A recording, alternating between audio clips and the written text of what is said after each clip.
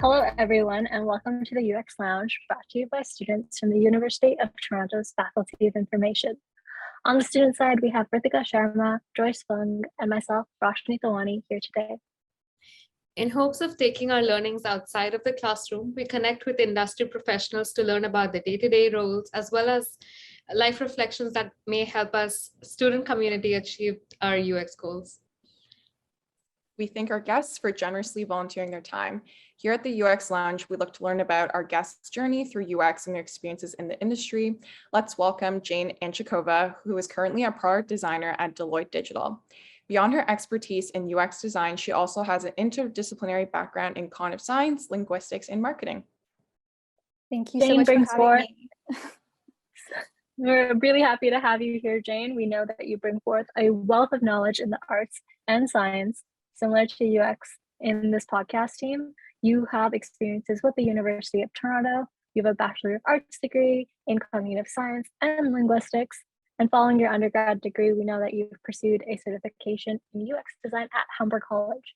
It's really awesome. And just thank you so much for joining us here today, Jane. We're really excited to have you part of the UX Lounge to learn from your experiences. Yeah, of course. I'm super excited to be here as well. Yeah, amazing. So just to get started, it'd be great if you can tell us a little bit about yourself and also your current role at Deloitte Digital. Sure. So my name is Jane. I'm a product designer at a consulting firm. So what that means is I help different clients solve different design problems, whether that be conducting user research and making design recommendations based off that, or designing experiences and new features on existing products or apps or websites. So most often I work as part of a larger team. They can consist of user experience designers as well, UI designers, product managers, functional team members, as well as developers and UX writers. But the team largely depends on the project, the scope of the project, of course. So taking a step back, just to give you sort of a full picture of my story so far, during my undergrad, I worked as a marketing intern, and right after graduation, I continued on that path as a marketing assistant. So I spent a lot of my time helping with analytics and then handing over leads to the sales team, but also just lots of copywriting and even a tiny bit of design. But as I've come to learn more about design and in UX specifically, I decided that it was time to transition into the field and enrolled in a one-year UX design program at Humber College. So in between then and now, I've sort of had a couple of different opportunities working with a few startups on website user experiences and helping build a product for a Canadian college. And fast forward to now, I would still say that I'm quite fresh in the field. So please take everything that's said today with a grain of salt.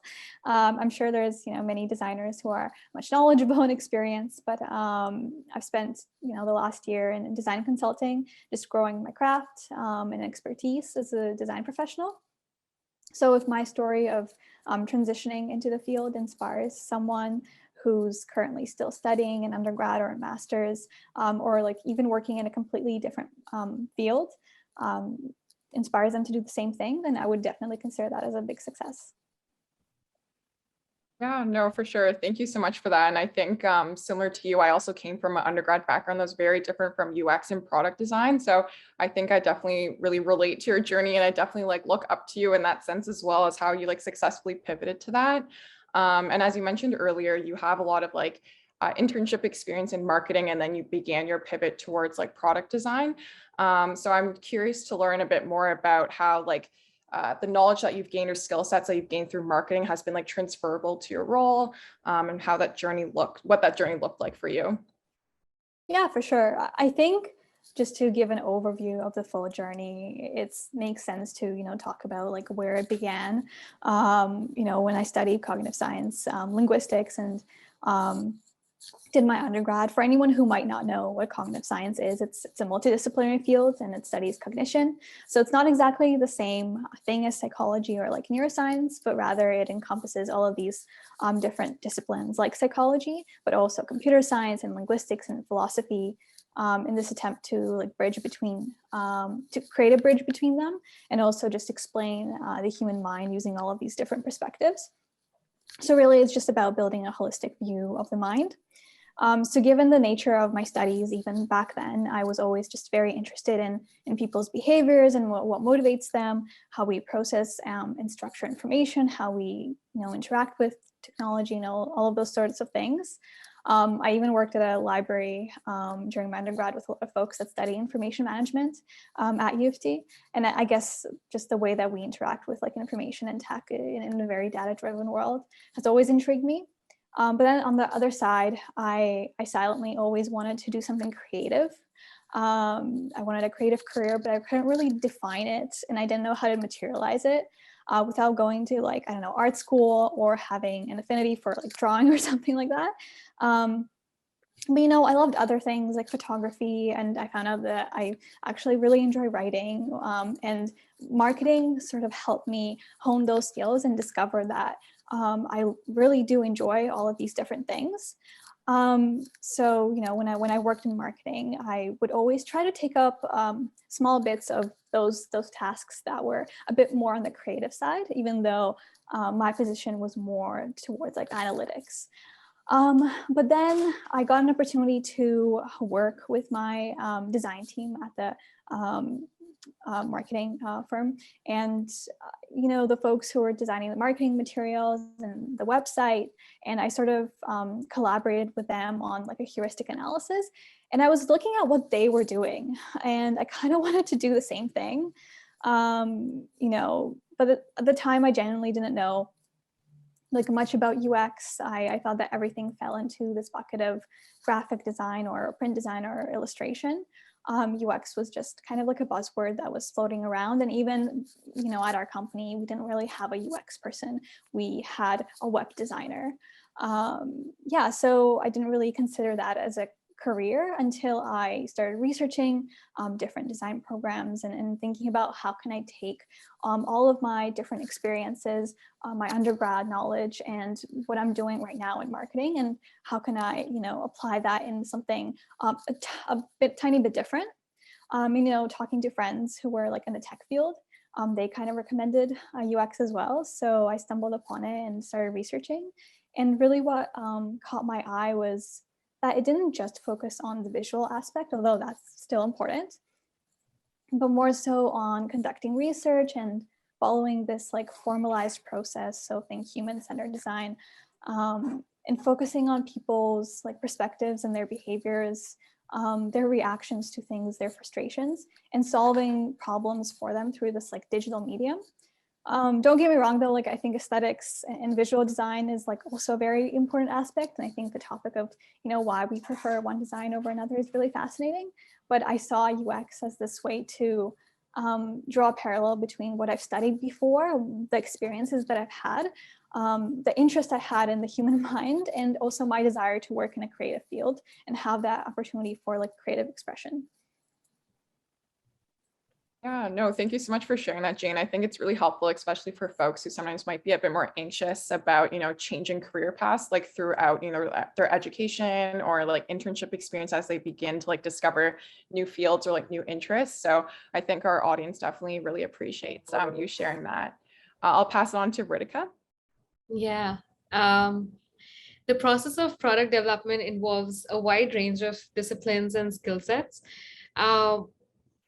To you, what is the difference between UX design and product design? Yeah, that's a really interesting one. I don't think I have a very definitive answer. I'd love to speak to someone who does.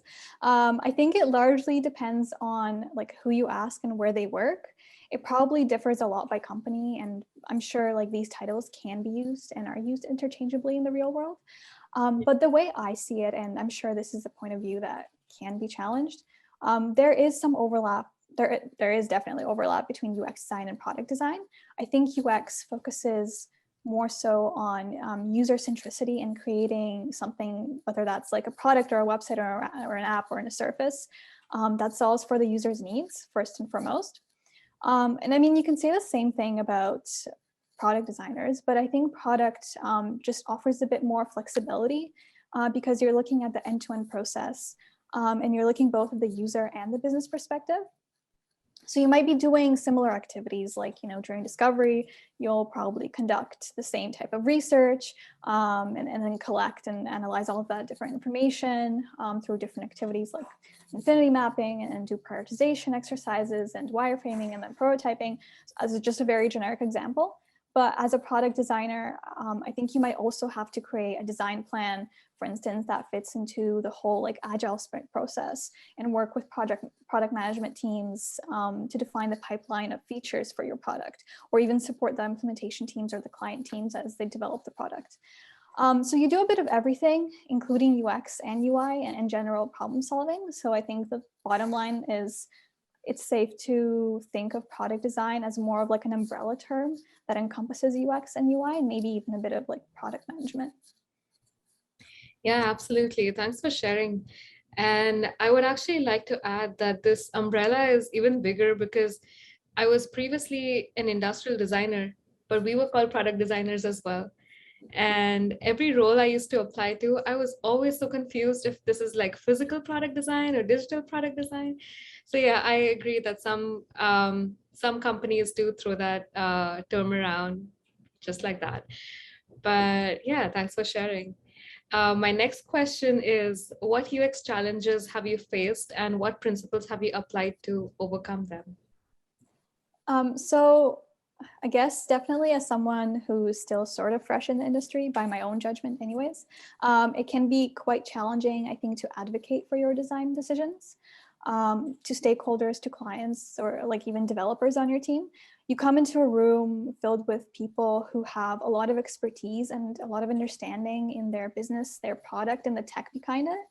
And you need to present your design ideas in a way that they have like a clear understanding of the rationale behind it. So I think it's very often it's possible that you will get challenged on certain ideas, or you might have some conflicting feedback from different team members. And I think this can just feel very intimidating and overwhelming. I think in this case, like what has helped me personally is just being very diligent when it comes to research. Whether that be like best practices research or desk research or any sort of primary research. Because not only will that, I think, naturally help guide your design process, but also you'll come in prepared and it will provide a solid ground to stand on. And conveying best practices and using data from research or usability testing, like whether that's qualitative, quantitative data, I think those serve as very powerful tools that can help you put together this narrative.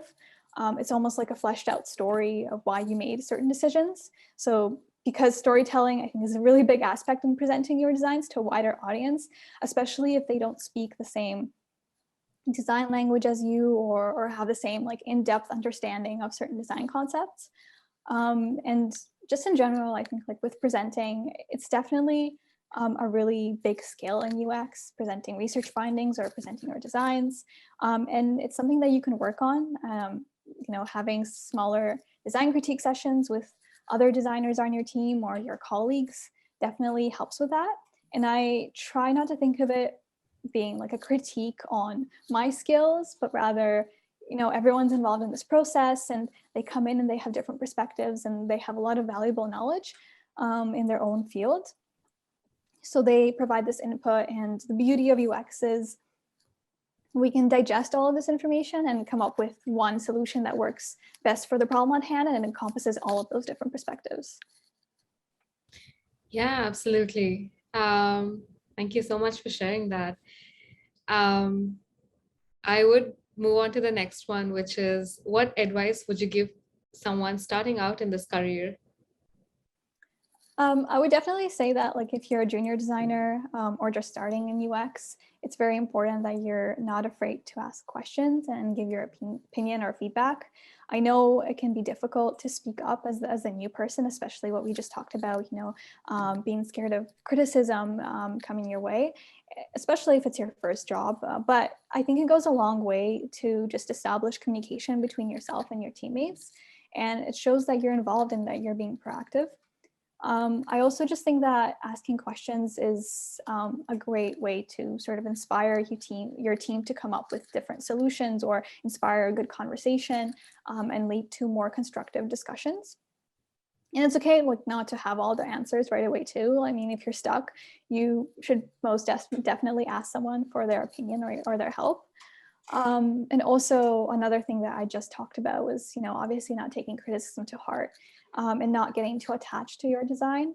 I think it's important for our own growth that we understand that our team's feedback is not an evaluation of whether we're a good designer or whether we're a bad designer, but more so that, due to their experience and their knowledge and expertise, they've identified certain gaps, and you can work together on solving those.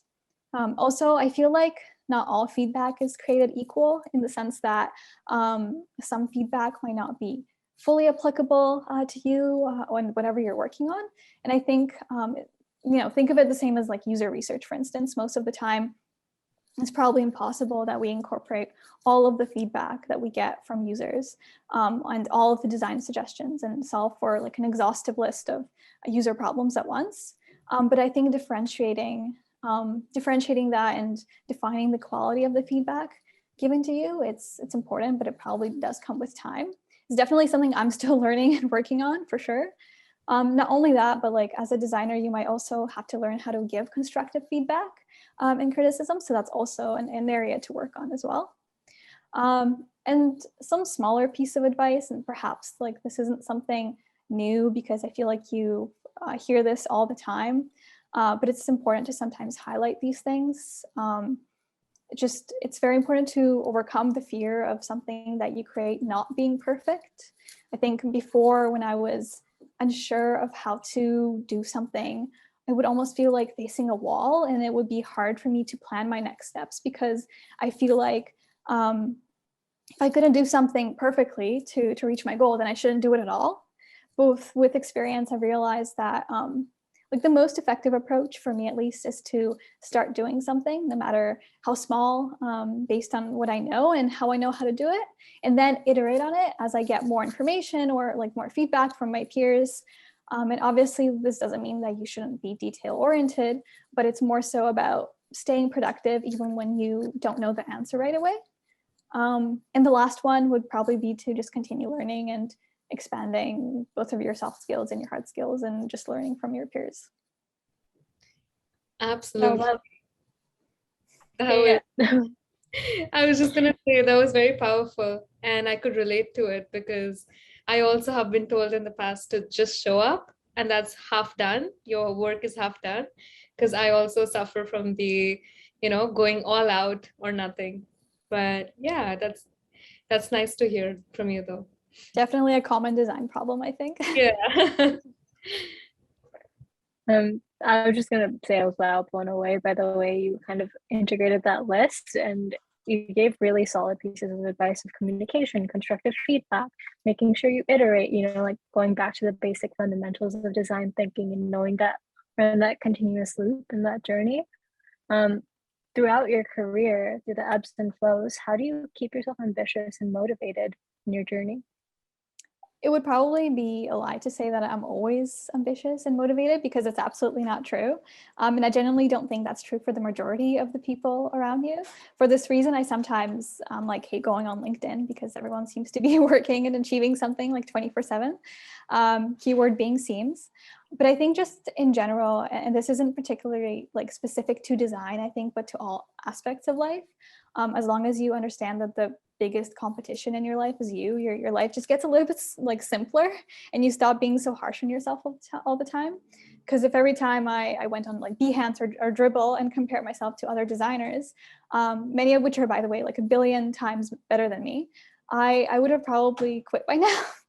But the best thing any of us can do really is just work on improving our skills, and take it one step at a time, and realize that where we have gaps in the knowledge, where there's opportunities for us to learn more, and where can we improve ourselves. And I think that sounds cheesy, but it's true. Also, as time goes on, I think I understand that I'm not interested in like working 24/7, and I definitely know designers that live and breathe design, and it fills up their free time as well, and that's really amazing.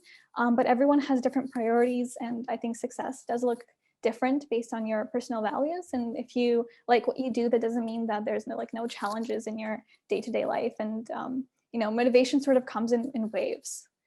But something that I try to do for myself is, if I have like a burst of motivation or a burst of creativity and I have this creative idea, I try to indulge myself in it, even if it doesn't like yield anything productive in the end.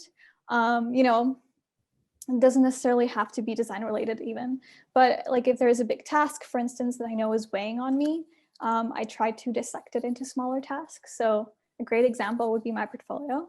I'm sure many can relate to procrastinating on the portfolio because, it's a big task and it's very important. But the more procrastinate on it, the harder it gets in the end.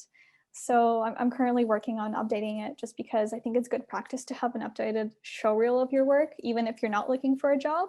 But I try to work on it like on the weekends, just for a couple of hours. And I know it's going to take me a while to do that, but that way, at least it's not like taxing on me and I still feel motivated and actually excited to work on it without getting burned out in the end. I would totally agree with like just allowing yourself to be creative and allowing yourself to just give yourself room to breathe and take that kind of like motions of the motivation that comes in and may go. I really like what you said about keeping like a growth mindset, because it seems like you never stop learning no matter where you are, especially in UX, because the industry can change so much. So those are some really solid bits of advice and I really appreciate it. Yeah, and I think adding on to that, I think I really appreciate how you kind of really went in depth about breaking down lofty goals, because I know a lot of times, like we see things on LinkedIn, like you say, and we're like, oh my gosh, we have to like catch up to the next thing, or like we have to achieve this, we have to like, do all these hackathons and whatnot, especially for folks who are starting out, but really like kind of making attainable, like breaking down the goals. I think that's also really important. I really appreciate you emphasizing that. And I think like, especially for folks who may not have like relevant experience or like prior education necessarily in like the UX space, what are some suggestions for folks who want to break into tech? And maybe how to overcome that like imposter syndrome as well when they kind of like are going through the process of applying for jobs? Yeah, it's funny because there might have been this notion in my head before that tech is reserved like only for developers and only for software engineers, and I couldn't be further away from that with my degree. I took an intro to computer science course in first year and it just really pushed myself to like it, but it just wasn't my thing whatsoever. And even like studying cognitive science, there was these two streams, one that focused more on like computer science and AI, so that would get you like a Bachelor of Science. And then there was this other stream that would have courses from anywhere to like linguistics to, philosophy, so courses in humanities and social sciences. And I wasn't sure what my options were career-wise after graduation, beyond like going back to school and getting a master's degree, because I believe there wasn't a lot of hard skills that I could take away from my schooling. And fast forward to now, like I know I was wrong because my degree gave me a lot for example, like the ability to think critically about a problem and just conduct secondary research. Because even when you're writing an essay or a paper, like you're taking in a lot of different information and perspectives on one topic and essentially distilling all of that into something more digestible and creating a narrative to argue or support a certain point of view. Or you can even like draw a parallel between research in psychology and primary research conducted in UX design. You read a lot of these papers and you get a better understanding of how to set up a study, for instance, and how to analyze data and take into account different factors that might affect your research. So all of these kinds of things prove to be useful in the end. And I think because tech is such a both wild and wide field, it does include a lot of different positions and career paths. Like, yes, you can be a developer or an engineer or like a data scientist, but you can also be a product designer or a product manager helping build something. I think you could also work for a tech company as like a sales or marketing expert, and really like all of those things could probably one way or another fall under that umbrella term. So having that understanding in mind, the transition into tech wasn't as much of a long shot for me as maybe I thought it would be. And as someone that has a humanities and a social sciences background, I don't see my knowledge contradictory to the tech field, but rather complementary, if that makes sense. So, even if a tech career might seem inaccessible based on your current skills, if it's something that you're truly interested in, I think it's worth to seek out any available opportunities and grasp them, because you'll be able to develop all of these new complementary skills in addition to what you already know. Yeah, absolutely. Thank you for that.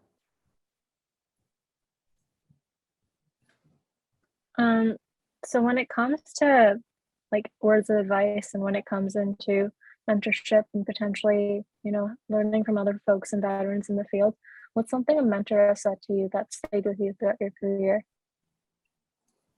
So first of all, like before I even answer that question, I want to say that I've had and still have amazing like mentors. I was lucky enough to work and meet so many talented people already in my career, and professionals in the field that made the decision to share their expertise with me. And I hope to also one day pay that forward, because there's really, I think, nothing more valuable than learning from someone else's experiences.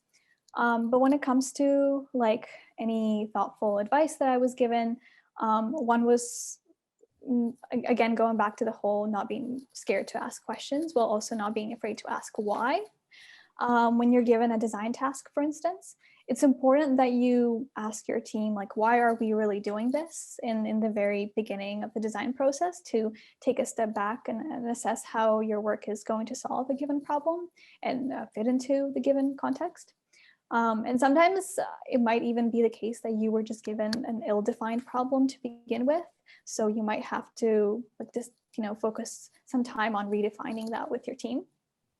Another one would probably be, not to be scared to ask for help or like admit that you don't know something, especially early on in the career. I know we want to impress as we join a new job, but I think like design is a collaborative sport, if that makes sense. Collaboration is a very important aspect of design. So getting multiple perspectives, even so, if you're, struggling with an answer, I think that's very important. And then given the context of like working from home during COVID, and something that I struggled a lot was worrying whether I'm communicating too much or asking too many questions. But a mentor had told me that it's very much possible, if I think I'm over communicating, that I am communicating the right amount. And by that logic, like if I think I'm communicating the right amount, I might be actually under communicating. Although, of course, I would always advise to use your best judgment. But because of working online, we might feel like we're being annoying and asking too many questions and, over communicating. But if you think about pre-COVID days, like people could just come up to your desk and chat with you without having to book a formal coffee chat, or you could just show them one thing on your monitor and, get a really quick response for them. So I think it's a pretty normal thing. And also one other thing was not to focus solely on the user and forget about the business objectives. And I think this probably, as we go through our career and mature as designers, that probably applies more and more. I understand that like as UX designers, even product designers, we're taught to focus on the user. I mean, it's only fair because it's literally in the title, but I would say that it's also really important to, when you're in a project, to think about what is the business side of things, what are the business goals, and how can we achieve those, while also achieving the user goals. And, just trying to understand how this thing you're creating fits in all of these different buckets. I was once told that if you speak the business language and show that you understand the business perspective, then it will be easier for you to get non-design folks to get on board with your design decisions. So, yeah. Yeah, no, absolutely. Thank you so much. I think that really helped, like our whole conversation today. I think it really helped, especially for folks who maybe are like really keen on joining UX design, but they're not really sure where to get started. I think we encompassed like a great breadth of topics, which I think was amazing, coming from like, hard skills and fundamentals to kind of solidify, also ranging to like, I think the mental health and like soft skills, mindset, how to overcome imposter syndrome. And I think even for myself, that's also super helpful as well. So thank you for all the wonderful advice that you've given us today. We also just wanted to segue into our rapid fire question segment, which is just a little fun feature of our podcast episode that we have with each of our guests. So we'll be asking just 5 quick questions just to learn a bit more about, your experience and your journey as a UX designer, and also just any last tips that you'd like to share with our audience. So the first one that we wanted to ask was, what's your favorite design tool? Figma, like hands down. Figma, it's the best tool ever. I see a lot of grinning faces, so I'm sure it's something that we all agree upon in the room. I'm willing to bet it would be a pretty popular answer. Yeah, no, absolutely. And then I guess circling back to like mentorship and advice, what's one really bad piece of advice? Probably like spend all of your effort on fully fleshing out just one idea, whether that's like your first design, and don't iterate on it at all, which truly like something you shouldn't do as a designer, because in reality you can't get too attached to your designs, and especially if it's your first idea, because design is an iterative process. So yeah, for sure. And how do you overcome creative blocks? Just taking a break, like shifting your attention to something else, and I don't know, getting enough sleep, like exercise, watching your favorite show on Netflix, just not being hard on yourself in the process of that, and then coming back to it with a fresh mind. I'm sure like everyone heard this answer in the past. It's not original, but it actually works. So yeah, for sure. What's the most important thing for a successful career in UX? Okay, can I do 2? Because I think there's 2 different aspects. Like, so the first one being curiosity and the drive to like dig deeper into a problem and really understand the why behind things. And then also like you need to actually love learning, because one way or another, you're going to have to continuously grow your skills, like both your soft skills and technical knowledge. And it also helps to understand what your learning style is, to also like if you're going into design, thinking about how would you prefer to learn UX, whether that be through like formal education or an online course or something that you can read up on, and probably a mix of both in the end. So yeah, for sure. And our last question would be, what's next for you? Are there any like upcoming projects or initiatives that you could share with our audience today? Yeah, just probably focusing on growing my craft, like working and collaborating with like as many talented people as possible in the industry, and learning from them, because like as I said before, I truly believe that good design doesn't just happen in a vacuum, and it's achieved when like a bunch of different and multidisciplinary perspectives come together, and when you learn from each other and each other's expertise. Yeah, absolutely. Thank you so much. I think something that definitely resonates for me is definitely like the curiosity and like growth mindset piece. I think it's really important no matter like which point you are in your UX journey. I think those are definitely 2 really key pieces that definitely resonate for me. So thank you for that. I'll just pass on to Ritika. Yeah, actually, I resonate with the same thing. It was so nice meeting with you, Jane, and the UX Lounge is grateful for your time, and we wish you a very wonderful rest of your day. Likewise, thank you so much for having me. It's been a blast. Thanks so much. And I want to piggyback on that resonation. We've learned so much here today. So that brings us to an end of today's episode, Product Design 101 at the UX Lounge. If you're looking to learn more, follow us on our social media handles. And until next time, for your favorite UX crew, Joyce, Ritika, and Roshni. Thanks so much. Thank you. Thank you.